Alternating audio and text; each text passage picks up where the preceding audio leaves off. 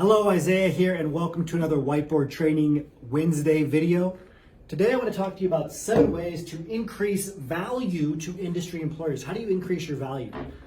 No matter what the situation is, no matter how much in demand PhDs are right now, there is a labor shortage. We're seeing more PhD hiring than ever before. If you are finding it hard to get motivated, look at our blog this week, listen to our radio show. It'll help you build rationale for why you should take your job search more seriously now than maybe you ever have before, and how to do it, how to build rationale for executing your job search, not thinking about it, executing it. Now, when it comes to increasing your value, even if you're more in demand now, you're still fighting obscurity. You're still fighting invisibility. Employers can't find you. When they do find you, are you going to be the most valuable candidate? How can you increase your value so you're paid at a management level, so you get into a principal level position or a senior level position, not an entry level position, working side by side and getting paid as much as somebody with their bachelor's or master's, which happens to PhDs all the time. Okay, I want you to avoid that. You have to elevate your value, show some understanding of industry. So what am I recommending here? Number 1, spend less time in academia. No surprise here. Industry employers do not want you to gain more academic experience after getting your PhD. They want you to get on-the-job training. Every company, every specific company, the individual company, even department has their own standard operating procedures, their own proprietary methodology for executing the role, whatever it might be. Okay, they have their own way of doing it. And somehow as PhDs, we think, okay, well, I have all this experience, these technical skills, like this is going to get me hired. No. Your knowledge of how to learn new skills on your own, your knowledge of the transferable skills like research, analysis, innovation, comprehension, things that you excel in as a PhD, that's what's going to get you hired. But you're going to have to learn a very specific way of doing things in industry. You do an experiment, probably, using your hands for the most part, and very rudimentary instruments in academia compared to what's available in industry, which has much more funding. Entire rooms of robotics, depending on what your background is, that's what you could be managing in industry, or you'll be managing technicians. Okay, so they need to train you on this. In fact, if you have no industry experience, this can be used to your advantage, because some people that have worked for one company, they've learned that company's standard operating procedures, they've learned that company's proprietary way of doing things. They have to unlearn that and learn the next company's way of doing things. A lot of employers prefer to hire somebody who has no industry experience, and they're eager to learn instead. More on that in a minute. Number 2, learn development and commercialization. That's the D in R&D. If you have a PhD, if you're getting a PhD, you have a strong research background, but you don't have any understanding of development, right? Distribution, commercialization, going to market. Start with the vocabulary. Okay, start with just learning what does go to market mean? What does the manufacturing process look like? What is GMP? How does QA, QC look? What does it look like? What is the difference between QA and QC in industry? Do you know specifically? Okay, what instruments are used? Learn about the industry. Learn about the things that are tangible, physical. Stop working in the realm of theory only. Okay, you have to understand what actually happens after the research is done and a product, treatment, device, service needs to be put out into the marketplace. Number 3, build a case on paper for your candidacy. That's number 1. And number 2, for your commitment to the position at hand.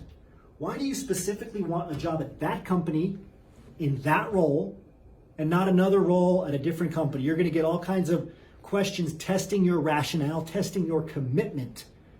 You know the power of rationale as a PhD. How would you get hired? How would you get a paper published, a grant without strong rationale? You live and breathe this. You demand rationale when it comes to your work, your data, information, your thesis. You understand the demand for rationale when it comes to those things as well. How do you not understand an employer's demand for rationale when it comes to hiring you for a job where you're making 2, 3, 4 times as much as you would in an academic postdoc, as an example? See how that doesn't make sense?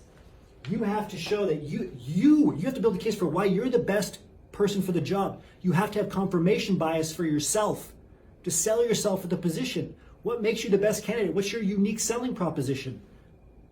just a hint here, it's usually a combination of the technical skills you have, but also the transferable skills, and really fit to what the company asked for on the job posting specifically.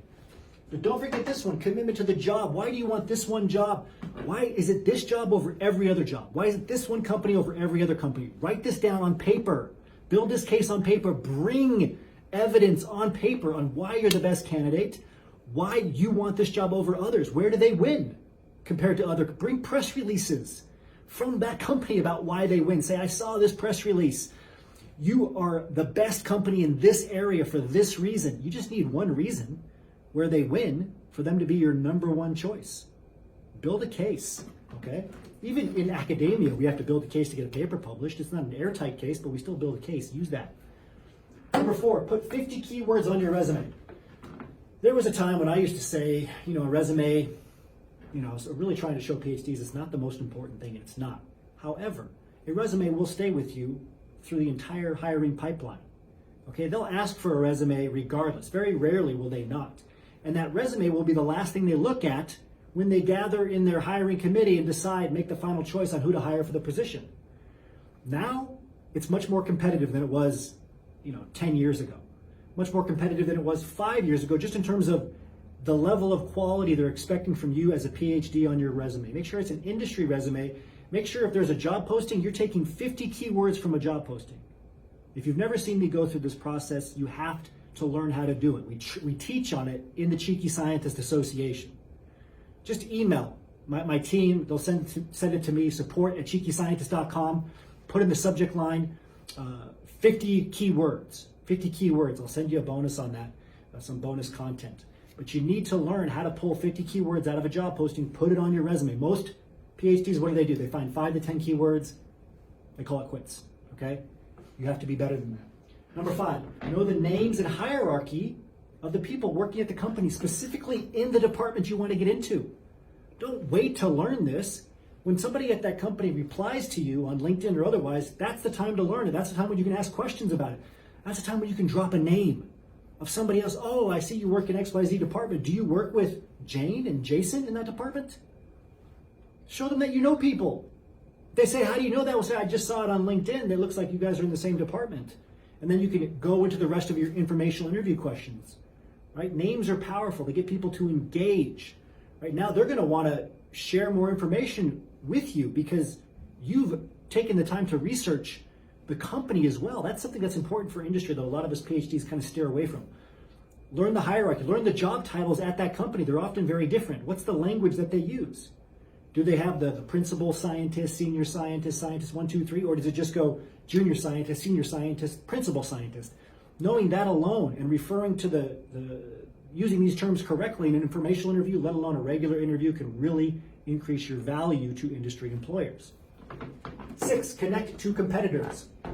Okay, that's the angry face for competitors. It just means, look, if you're talking to an employer, if they're connected to you, they're going to see who else you're connected to. You want them to see you connected to their employer so that they know through social proof there's other jobs that are available to you. If you go see an employer at a vendor show or a virtual conference, right, make sure that you're also going to other companies' booths or their virtual booths, right? Show them that you are looking at jobs in that sector. When you talk to an employer, make sure you have a place where they win, where they're number one, why you want to work for them. Right? You could do that for multiple companies, but make sure that you're seen connected to other companies in that space, specifically competitors. It'll make you more valuable. Number 7, last, rate. These are supposed to be hands, like up in the air, happy, like the emoji that says, I'm happy, I'm a fan, congratulations. Be a raving fan. This is not rah-rah, US based. This is engaged raving fan of the company. For every person that you turn off from by being too enthusiastic for the job, right? For every person you lose, so to speak, or every opportunity you lose by being too enthusiastic, you're going to lose 99 other opportunities by not being enthusiastic enough. I've worked with PhDs in 152 countries, right? Including a Japan, for example, which were very concerned that it wasn't, U.S. in terms of negotiation, U.S. in terms of showing enthusiasm. There are cultural differences. However, enthusiasm exists in every culture. engagement exists, right? So whatever that is for you, have that level of engagement, that enthusiasm for the job. Be a raving fan, so to speak. Be committed to the position. Be the eager student. That's a better way to look at it. Don't posture. Don't worry about what you have to say to show that you have some sort of level of industry expertise when you don't. Instead, be the eager student. Be willing to learn, enthusiastic, and excited to get hired. If you do all of this, you'll increase your value in industry. If you want to learn more about our Cheeky Scientist Association and working with me one-on-one to get hired, go to phdsgethired.com, sign up on our Cheeky Scientist Association waitlist there. We'll have somebody reach out to you. They'll set up a Zoom call with you, explain the different options. I look forward to working with you. As always, remember your value as a PhD and start thinking and acting like a successful industry professional.